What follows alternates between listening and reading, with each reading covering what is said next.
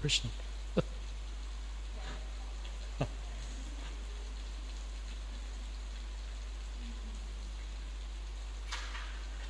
Do a little kirtan. There's some kartals just there. I'll put some just over there, Tom. There's some kartals just over there.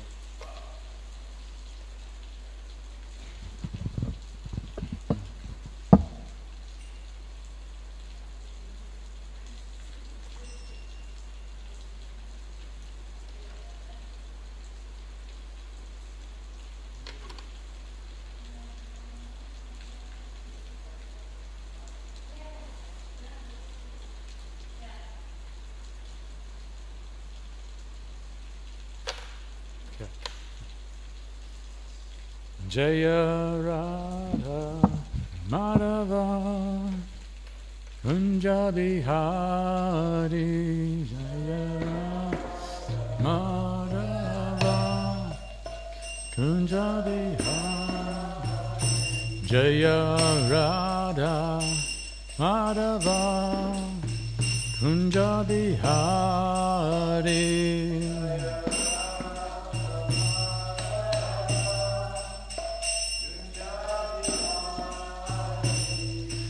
Gopi Janavallabha Girivardhari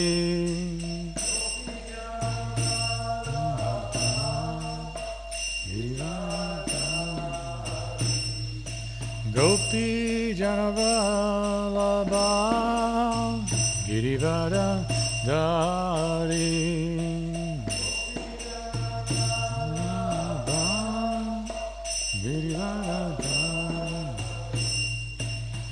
Yashoda Nandana Rajajana Ranjana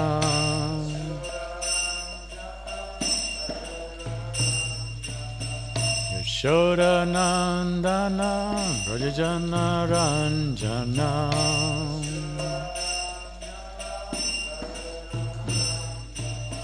Yamuna Tira Vananchari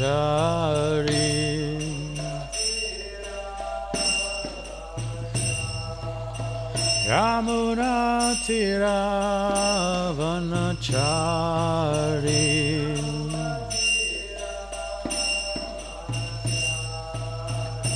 Jaya Radha Madhava Kunja Bihari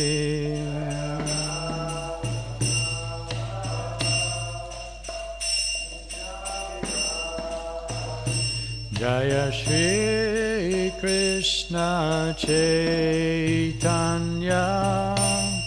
Prabhu Nityananda Shri Advaita Gadadha Srivasadi Gaura Bhakta Vrinda Shri Krishna Chaitanya Prabhu Nityananda Shri Advaita Gadadha Srivasadi Gaura Hare Krishna, Krishna Krishna, Hare Hare, Hare Rama, Rama Rama, Hare Hare, Krishna, Hare Krishna. Krishna, Krishna, Hare Hare, Hare Rama, Hare Rama.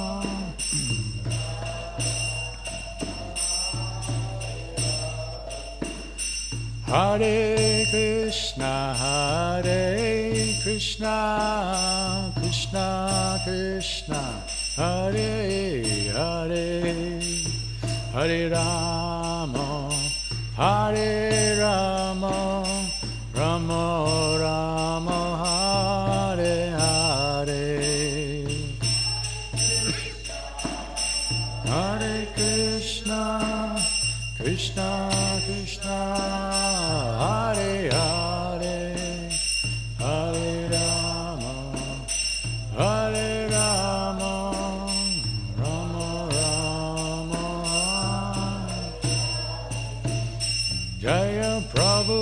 Prabhupada Jaya, Prabhupada Jaya, Prabhupada Jaya, Prabhupada.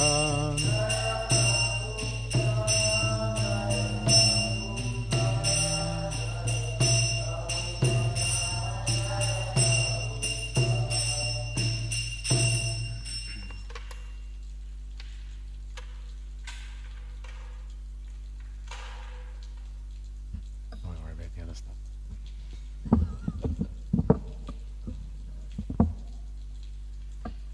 Thanks for coming, everyone. It's a cold day. So today we'll speak a little bit about karma, reincarnation, and dharma. They're kind of synonymous, and they all work together in different ways. So we'll try and speak a little bit, and if you got any questions, please fire away anytime. So karma, most of us have heard this word before, I'm sure, especially in a little while. But it literally means action. So whatever we are doing, we are producing a fruit or a reaction. And this, we have the understanding we got our good karma and our bad karma. But there's different, there's different ways that karma can come to us. And it all comes down to our intention, actually. The action that we perform is kind of like a secondary thing. The intention we have in our heart and the motive behind what we're doing actually determines the outcome more so than the action. The action, of course, has to be there, but what is our intention when we're doing that action is actually much more pivotal in what we end up with as our fruit. Reincarnation literally means to re-enflesh. So, in Bhagavad-gita, Krishna, in the 2nd chapter, he gives a really nice analogy that we can all see. He says, just as a spirit soul moves from boyhood to youth to old age, the soul similarly moves into another body at death. And so the man is not bewildered by such a change. So he's pointing out, like in this life, we're actually reincarnating. And even modern science will say every 7 years that every cell in our body is being reproduced. So it is a fact that our bodies change scientifically, and Krishna also explains in Bhagavad-gita, but the understanding is that the soul, who we are as that conscious person, doesn't change. Body is always changing, soul is always the same. I like to give the example of, before we go to bed, we go into the bathroom and brushing our teeth, and we're looking into that mirror when we're a 5-year-old boy or girl, and we're seeing this reflection back when we're brushing our teeth,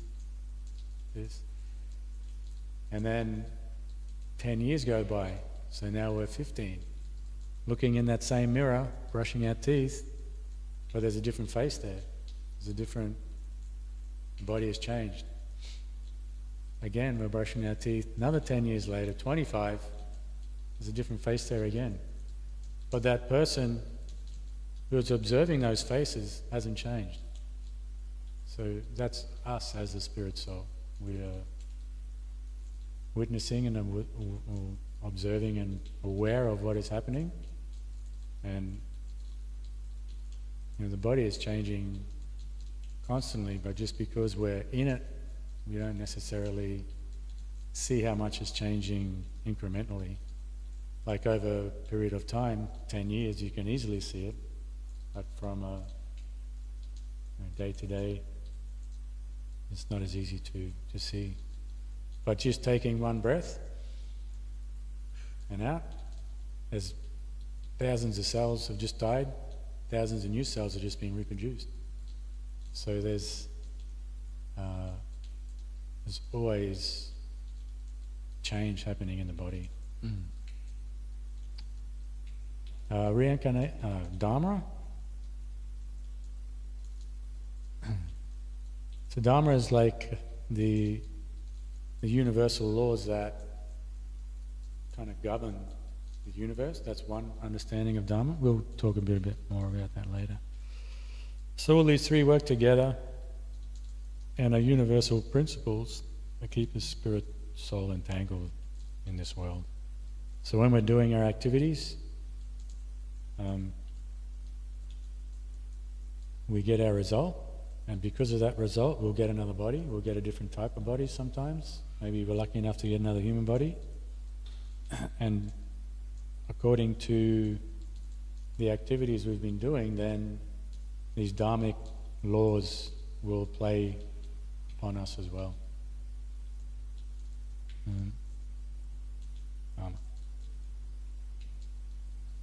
Okay, karma.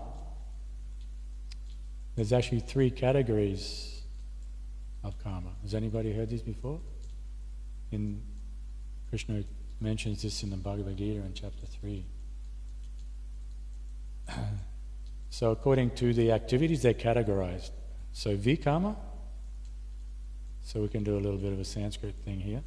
So the word karma by itself, the last one, that's, we've seen that word before. So in the other two, we've got 2 prefixes. So the word karma means action, that is pertaining... Okay, oops, I don't want to show you that yet. So karma by itself means proper action. Action that's according to the Vedic injunctions, according to the laws of nature. So when we're using the word karma, it's referring to when our actions are in line with the laws of nature, and when in line with scripture. So what would you say vikarma means? If you put a VI in front of karma, what do you think that means?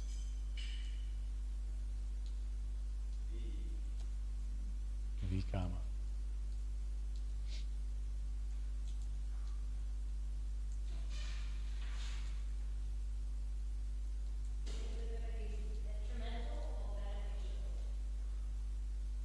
It's detrimental, yeah. So vikarma are actions that are not according to the laws of nature or according to scripture. So basically what we're seeing out there in the world is a lot of vikarma. So it's just kind of like, I'll just do whatever I want. There's no reaction, there's no consequence. I want to do this, I'll do that. So that's vikarma. And akarma, what do you think that one means? Well, that's just karma in these sort of categories. So when you put an A in front of something, it generally makes it the opposite. So that means no karma at all.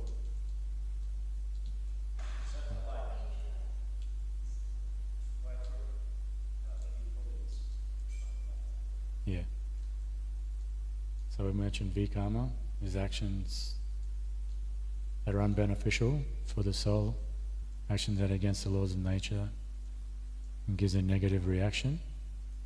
Karma is action done that is in accordance with the laws of nature, but there's self-motivated desire behind it. So you'll get a mixed reaction. So you may be doing religious activities or pious activities, but with that motive that I want to be recognized or want to, everybody to know that I've done this, whatever it may be. So there's some motive there. So depending on how much that motive is there, you'll get more of a mixed reaction. And our karma is action done that is in accordance with the laws of nature, but it is selfless, and there is no reaction, either good or bad, from it. So what do we do? What are we practicing if we're practicing our karma? Bhakti, that's right.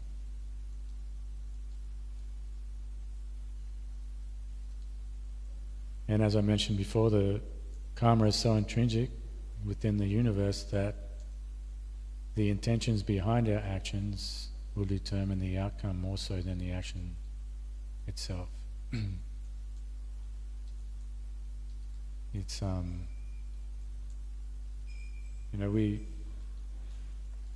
we see a lot of people these days. They'll say like, "Yeah, I prayed to the universe and this, I got what that my prayers are answered," kind of thing.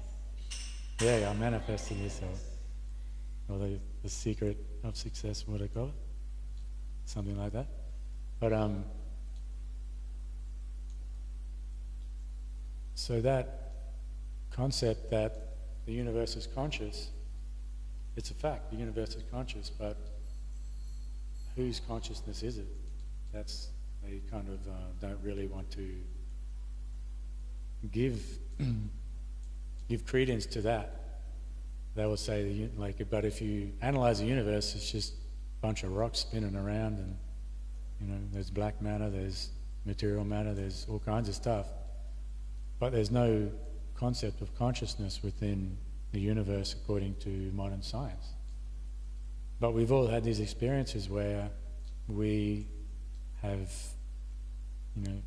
prayed or asked for something, and somehow or other it's been given to us.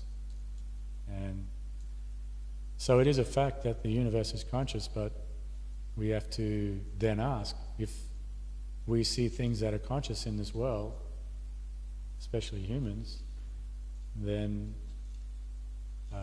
according to the teachings of the Vedas, those things that are conscious, there's a spirit soul present in those bodies that are conscious. So within the universe, we understand that there is a soul of the universe. His name's Garbhodakashayi Vishnu, and he resides at the bottom of the universe, and his consciousness pervades the universe. And then he expands again, and he sits within the heart of all living entities, and even within every atom. So when our prayers, when we are sincerely saying our prayers, Krishna as Vishnu in this form is hearing them. He's sitting in our heart. So there's a lot of other things involved, not just some random thing that my prayers are answered or whatever. And then we also have our individual karma through our own personal activities, and collective karma, which is, it can be a village, it can be a town, it can be a city, it can be a country, it can be a nation, it can be a world. Of course we can see these days that collectively our karma is starting to catch up with us. There's a lot more strife and things happening in the world that are not so desirable.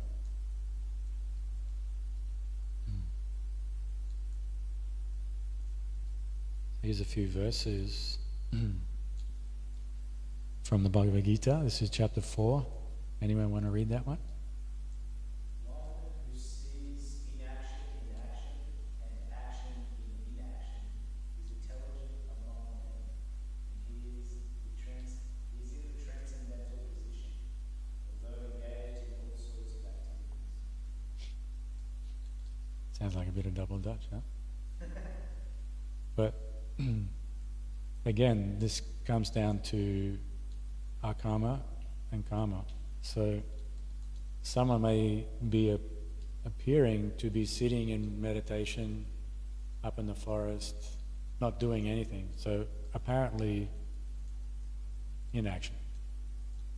But at the same time, there's a lot of action still going on, even though physically there's not a lot going on. And then on the opposite scale, there is someone who's doing a lot of things, but their consciousness is in bhakti, and in that process, inaction, there's no action, akarma. So Krishna's mentioning that, that one who can see this is intelligent among men. Yeah. It's just like, so, like as you progress in bhakti, you kind of just become an instrument for Krishna's will, kind of thing, because you just, you kind of surrender yourself, and you get rid of your desires, so there's less mind and all this, like wanting to do good things, so you kind of just, Haribol.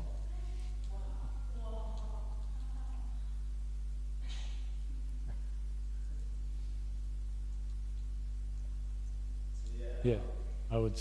Yeah, definitely. It's not that you lose your free will, though. It's not like Krishna takes you over, but you willingly are.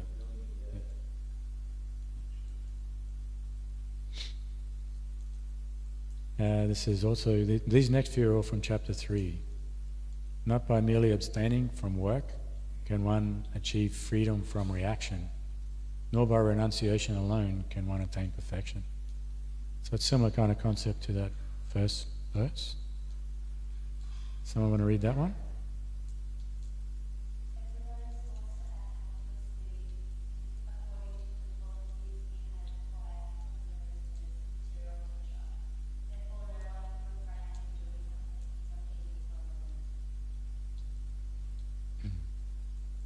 So again, action. one who restrains the senses of action, but whose mind dwells on the sense objects, certainly to lose himself is called equitable. I like that verse actually. So we can artificially try and restrain the senses. The senses of actions are like our working senses, eyes. Basically, we have a concept that there's 11 senses, not just. So we have 5 knowledge-acquiring senses and 5 working senses. So we got our eyes, ears, nose, tongue, skin. That's your knowledge-acquiring senses. And then your working senses, your arms, your legs, your belly, genitals and anus. So they're all. And then the 11th is the mind. So the mind is what is, it's like the center. All this information is coming, data is coming and is being taken into the mind. So one whose mind is still dwelling on the sense objects, what's happening out here, he's not there yet. He's got a little bit of work to do. On the other hand, if a sincere person tries to control the active senses by the mind and begins karma yoga in Krishna consciousness, without attachment, he is by far superior. Why do you think he's superior?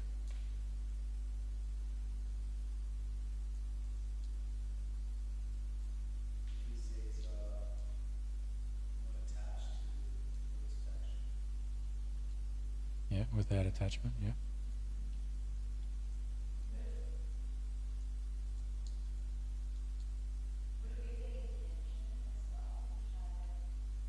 Yeah. Yeah. Yeah. Sincere person tries to control the active senses.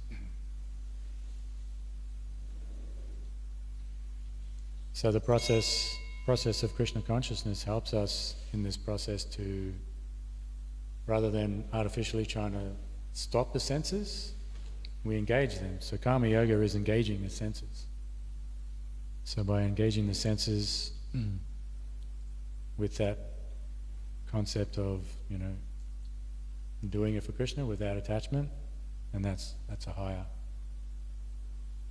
level than just kind of renouncing and trying to stop it all. Perform your duty, for doing so is better than not working. One cannot even maintain one's physical body without work. Anyone know what the name of chapter 3 is?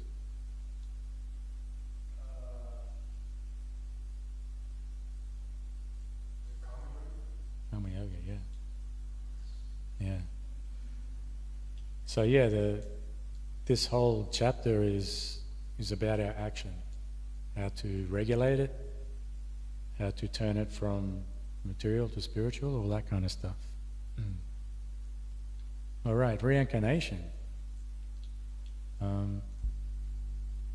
Transmigration of the soul, that's the term in the Vedas that's used. So it means the soul is traveling from one body to another body. And that's transmigration of the soul.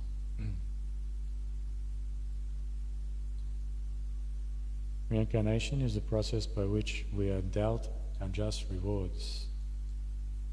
As we shall sow, so shall we reap. So during our life, we're doing a lot of things. We're doing a lot of stuff. And all of those things that we do, it's kind of being recorded. Seems like a little hard to imagine, but it's said that it's being recorded. And at the time of death, that list of things that we've done, the activities we've done through our lives, is kind of comes to the forefront of our mind when we're about to leave our body. So generally we have like a, what would you say, like a theme? Not a theme. No, we have like a momentum that we are carrying into our life, and we just kind of keep moving with that. Sometimes that momentum is not actually the way we want to go, and we'll try and change that momentum and go off here rather than keep going there. But we have this kind of momentum that we're bringing from our previous lives. So during this life, we're either trying to keep working with that momentum or change it if it's not good. Because sometimes we've been cultivating not so good momentum also. So at the time of death, everything comes. Instead, it's like watching a screen like this, and our mind becomes very disturbed. So at the time of death, there's two things that will determine where we go next, and that's the state of our consciousness and the activities that we've done in our previous life. So Prabhupada would say often, like, try and take the Krishna consciousness, because then you're going to be creating these, or cultivating these impressions of Krishna in your mind, not some other things that, whatever it is, who won the footy on a Friday night. But we're starting to cultivate the understanding of Krishna, the understanding of service and all these kind of things. So this will help us at this very difficult time of when we're about to leave our bodies. And so that is there, and then our state of consciousness, how we can hold ourselves in that moment when we're about to leave our body, how we can hold ourselves, focus that mind on Krishna or something else. And this verse from chapter 8 basically is saying pretty much this. Anyone want to read that 8:6? Another state of being one remembers when he quits his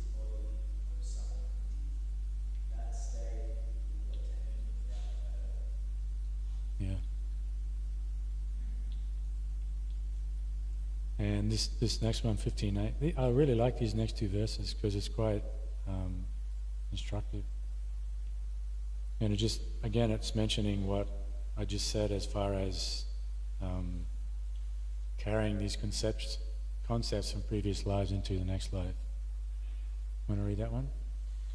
The living entity in the material world carries his different conceptions of life from one body to another, as the air carries aromas. Thus he takes one kind of body and again puts it to take another. Next one? The living entity thus taken another first body retains the seven tactile heed, eye, tongue, nose, and sense of touch, which are groups about the mind. He thus enjoys a particular set of sense objects. So yeah, that so those concepts that we're carrying, we carry them from lifetime to lifetime. And again, like I was mentioning, at some point we kind of get it. It's like, I don't want to be doing this anymore. So then we make, a conscious choice to change that direction. But because of that momentum that we have, it can be hard. So we may take another body, and this 15:9, it's not just referring to a human body, because if our consciousness is very low, there's a possibility that we can go back into the animal kingdom, animal species. And there, they got ears and noses and tongues and all the stuff that we have. But again, it comes down to the consciousness. So the consciousness, when we leave the body that we will get next is perfectly designed to fulfill that state of consciousness. So yeah, it's kind of Krishna's mercy to be able to let that soul fulfill those desires, but at the same time, it can be very detrimental, especially if you go from a human body right back down to some other lower species, because then from there it's a slow road back to the human body.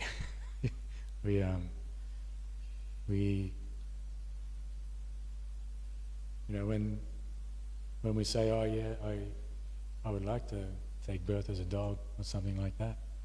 In Australia, some of the dogs live better than the humans. But if you take birth as a dog,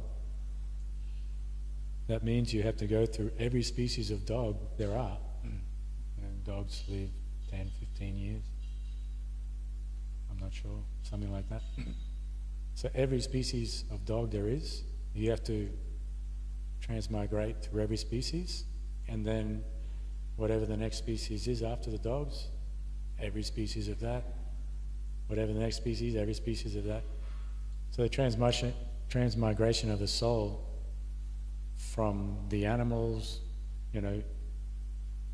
their spirit souls who are out there as blades of grass, or worms in the ground. The butterfly. Well, he's got he's in here listening to the class and flying around near the deities. In India, you see sometimes dogs and cows. They come into the temple and they get down and they sort of pay their respects to the deities, and they'll sit in the class. And so obviously they're humans from a previous life, but they can remember something of their previous life. There's a story in the Bhagavad-gita of a great king. His name is Bharat. Not our Bharat.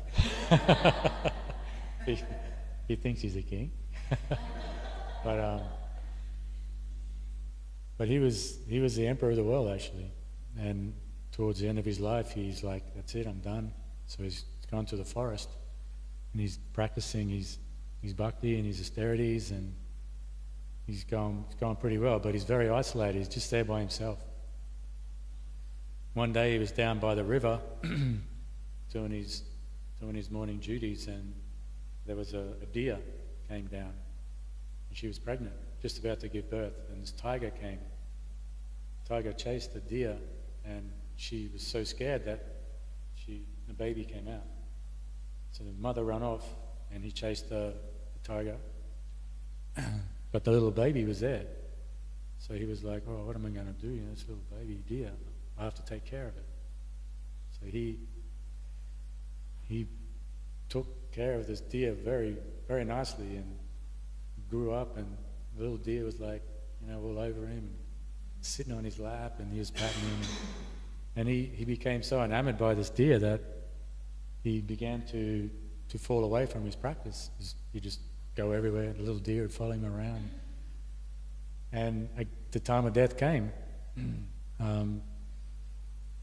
And although he had practiced a lot of bhakti and austerity, all he could think of was this deer. Because he's out there in the middle of nowhere by himself, and he's like, who's going to look after the deer next? So in his next life, he came back as a deer. But Krishna obviously was aware of his position before, so he was able to remember his previous life in the body of a deer. So he's like, not going to make the same mistake again. So he went to where all the sages were down by the river on the Ganga, and the little deer, he would practice austerities as a deer. Like he wouldn't eat the green grass, he'd just eat dry leaves, and he'd sit there and listen to the classes and try and, you know, he was just there with the sages all the time. So when he left the body of the deer, he took birth as this Brahmana. What's his name? Jada Bharat, yeah. Thank you. Jada Bharat. So Jada Bharat was like, you know, he's got his chance again now. So he's like, I'm not going to mess it up this time. So he, from a young age, he just played dumb. Like everything he was taught, because he was a Brahmana, he just did the opposite. You know, when you're, you know, because they're teaching him all the cleanliness of the Brahmanas, and then all the little pujas and sacrifices and fire ceremonies. He just did the opposite, throw it here and throw it there, and clean, unclean. So his parents were like, you know, they loved him, but they're kind of like, what are we going to do with this boy? And his brothers, they kind of teased him a lot. But for him, his focus was, this is my last life. I've blown it twice now, so I'm not going to blow it again. So through his life as Jada Bharat, he just played dumb up until one moment where he was asked to carry the palanquin of a king, and he was walking along. He's trying not to stand on the ants as he's walking along the path carrying the palanquin, and palanquin's like wobbling like this, and the king's like, what the hell's going on down there? What are these guys? So he looks over, and the other guys are like, it's this one, it's him. So the king gets down and he like chastises him like anything. There's a whole thing in the Bhagavad-gita. So he's like chastising this Jada Bharat. And Jada Bharat's just like takes the medicine, and he goes on this whole big spiel. He kind of reveals who he is at this point. And the king realizes, like, wow, this guy's actually super exalted personality. So he falls down and pays his respects. And then from there, Jada Bharat starts to manifest more of these, like his love of God qualities that he was. And then he left his body, and off he goes back to the spiritual world. So, yeah, these pastimes in the Bhagavatam are there to show us the example and help us to understand the principles given in the Bhagavad-gita of how these things play out in people's lives. So you see these verses here. This is basically exactly what happened to King Bharat.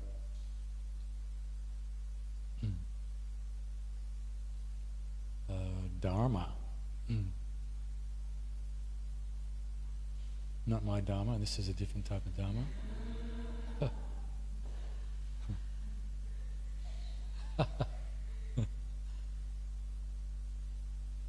So Dharma, like I mentioned before, is the universal laws that govern the universe. It will protect when we are following Dharma, and it can also harm when we're not following Dharma, according to the activities and state of consciousness. Anyone seen the movie Star Wars? So we got, Luke Skywalker and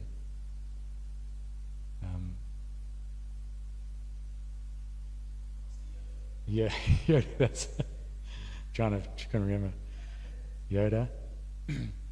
So you see all the time they're saying, "May the Force be with you." So this is the principle within the universe.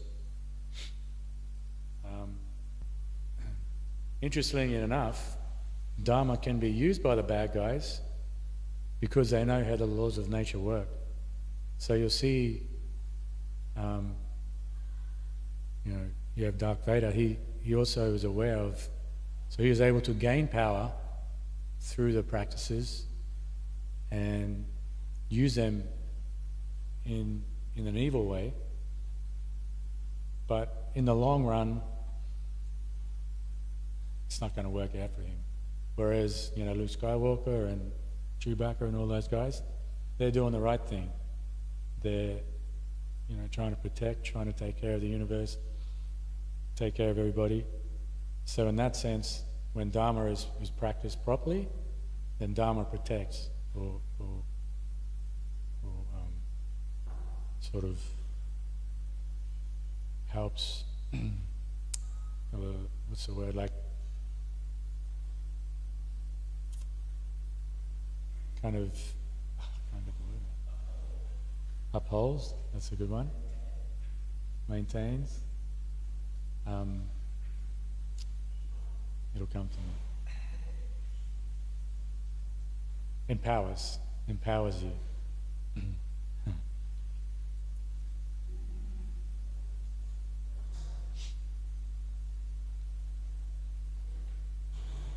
Another meaning of the word Dharma is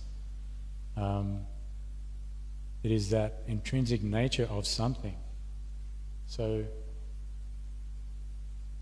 what is it that makes something something? Like the example I've got here is water. So when water is not water, what is it? Ice. Or something can be something else also. Yeah, it can be like steam. So water is quite interesting because you can have 3 different aspects. But when water is just water, then the nature of that is liquidity. Fire is heat and light. Sugar. If something has sugar in it, what happens to it? Sweet. So you can see, like, if you have salt and sugar, kind of look like the same thing, but if you put salt in the sweet rice, it's not going to be sweet rice, which has happened. Chili, what about chili? It's a hot chili. Anyone got any other examples? What makes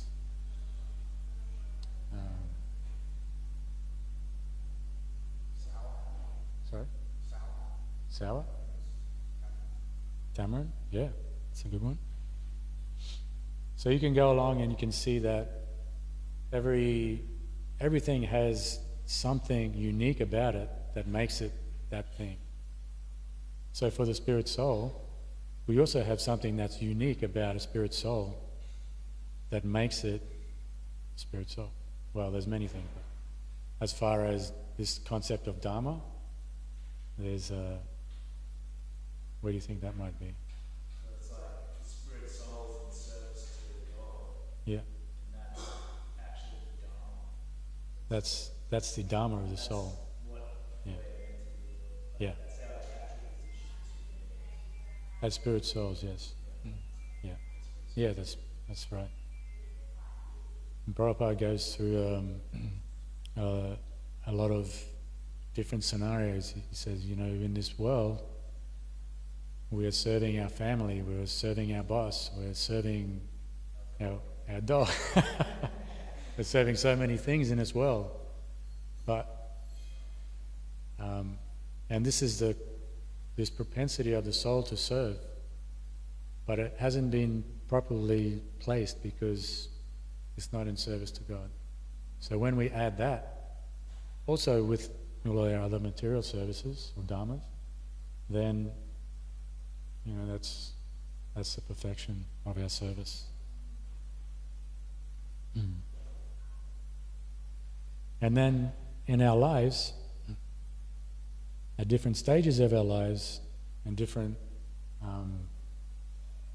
natures we have, there's different dharmas, different material dharmas for us to perform during, for a brahmana, his dharma is different to a kshatriya. So a brahmana is like a teacher, and kshatriyas are more of like your well, there's kind of twofold. They're warriors, but they're also kings, or I wouldn't say politicians, because that gives it, sort of puts them down a bit. Administrators. And then we have the Vaishyas. Anyone know what the Vaishyas do? The merchants, they're the farmers. They do all the business, do all the trading. And then the Sudras, they kind of just help everybody else. That's their role. So a brahmana, he's got a big long list of things to do in his dharmic sort of category. Kshatriyas also have quite a big one. Vaishyas smaller, and then the Sudras smaller, because the nature of those different aspects of society are not able to perform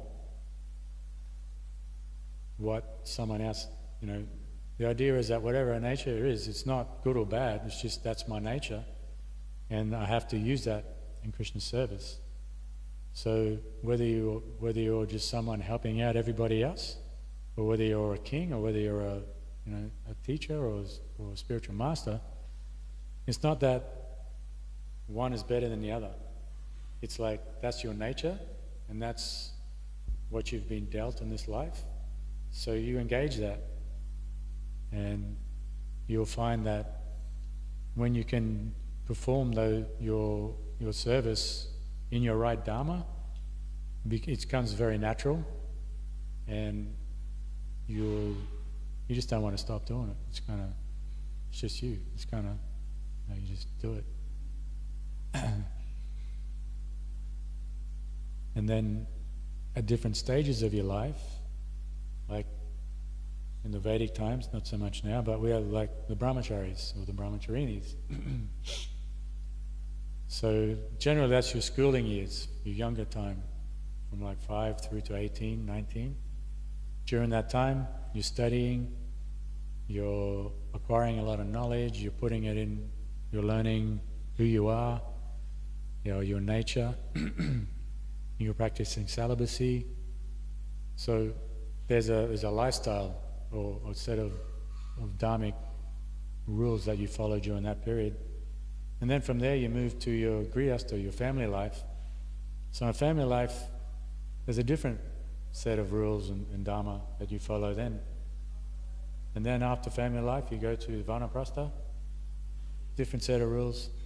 And then if that time comes, there's a sannyas, and then a different set of rules for those guys. So our lives and society has kind of got all these different dharmas. So it's it's a little trickier these days because everything's all mixed up. We, like back in Vedic times, it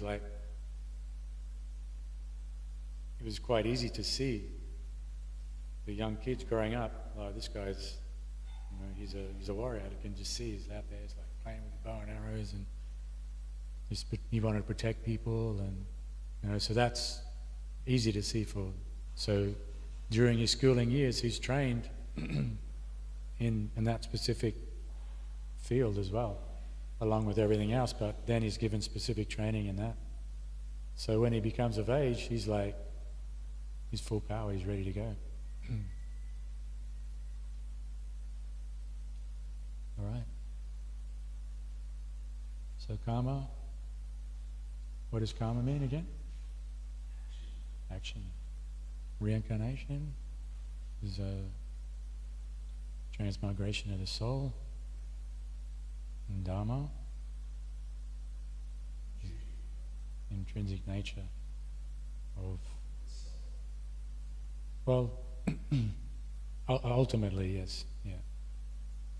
So there's your Sanatan Dharma, and there's your material Dharmas. So Sanatan Dharmas is basically the process of bhakti, which is